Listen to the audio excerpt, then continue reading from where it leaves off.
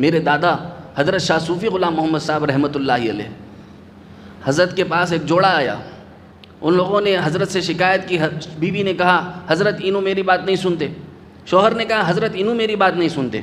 حضرت نے بٹھا کر دیکھا، تھوڑی دیر گردن نیچے جھکائی، حضرت کا ایک انداز تھا، حضرت تھوڑی دیر سوچے بغیر کوئی جواب نہیں دیتے تھے، پہلے سوچ و وچار کیا، پھر اس کے بعد حضرت نے ان کو دیکھا اور دیکھ کر کے کہا نہ تم اس کی سنو نہ تم اس کی سنو۔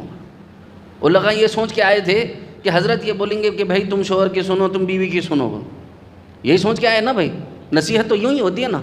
لیکن آپ حیرت کریں گے کہ حضرت نے یہ ارشاد فرمایا کہ نہ تم اس کی سننا نہ تم اس کی سننا، دونوں مل کے اللہ رسول کی سننا بولے۔ یہ ہوتا ہے پھر حق گوئی سننے کی طاقت آتی ہے اس سے۔ معلوم یہ ہوا کہ نہ میں اپنا حق سننے کو تیار ہوں نہ بیوی اپنا حق سننے کو تیار، بہرے ہو گئے۔ اور اللہ نے کہا کہ وہ اندھے ہو گئے، اندھے ہو گئے تو مطلب کیا ہے اس کا؟ آنکھیں نہیں تھے۔ ابو جہل کو اس کے ماننے اور چاہنے والوں کو، ابو لہب کو اس کے ماننے اور چاہنے والوں کو، عتبہ کو، شیبہ کو اور دیگر لوگوں کو، منافقین کو، کفار و مشرکین کو، کیا وہ لوگوں کو آنکھیں نہیں تھے؟ آنکھیں تھے، لیکن حق دیکھنے سے محروم ہو گئے۔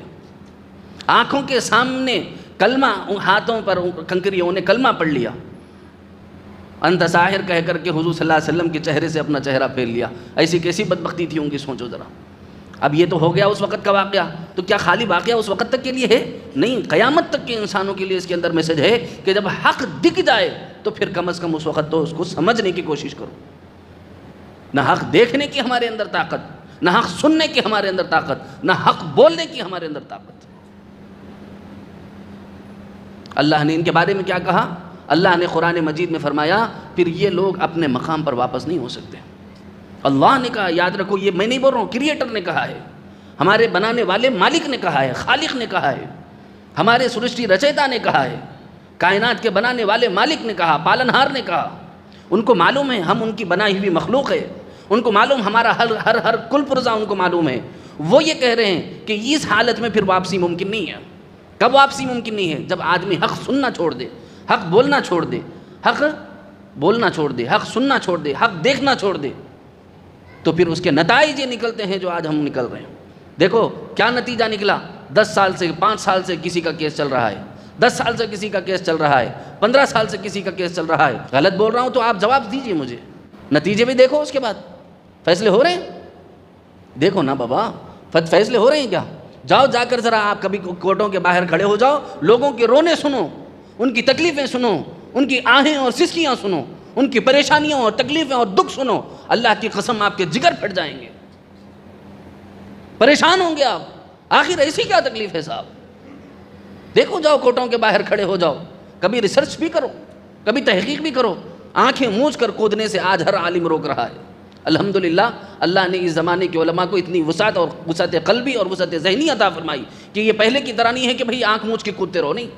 آج کا عالم کہتا ہے بھئی پہلے دیکھو پھر یقین کرو، جاؤ جا کر کے تحقیق کرو، ریسرچ کرو، پتہ چلے گا کہ 20 برس سے لڑ رہے ہیں ماں باپ، غریب ماں باپ، رکشہ چلا چلا کر کے فیس بھر رہے ہیں، برسوں سے ہزاروں نہیں لاکھوں نہیں کروڑوں لوگ ترس رہے ہیں، قسم پرسی کا شکار، پریشانی کا شکار، تنگی کا شکار، حالات کا شکار، اور دن بھر محنت کر رہے ہیں اور رات میں لے جا کر کے پیسہ ان کو دے رہے ہیں، فیس بھر رہے ہیں تاکہ دوسرے دن پھر کورٹ جا سکے، انصاف مل سکے۔ And of the day, and of the result, ہزاروں کے کیسوں میں میں نے یہ دیکھا ہے، لاکھوں کے کیسوں میں میں نے یہ دیکھا ہے، اپنی آنکھوں سے میں نے دیکھا ہے، اور دیکھ اللہ تعالیٰ کب تک دکھائیں گے پتہ نہیں، لیکن میں نے ہزاروں نہیں لاکھوں کیسز میں میں نے ایسا دیکھا کہ and of the day, and of the result ایک جملہ ان کا ہوتا ہے، باہر کمپرومائز کر لے کے جی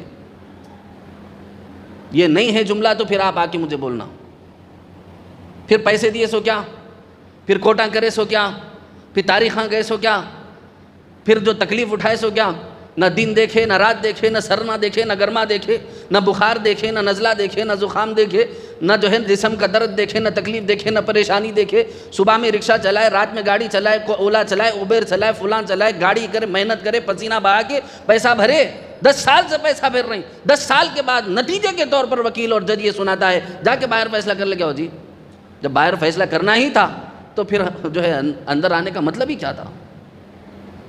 ہزاروں گھر اس انتظار میں ہیں کہ ان کو انصاف ملے گا۔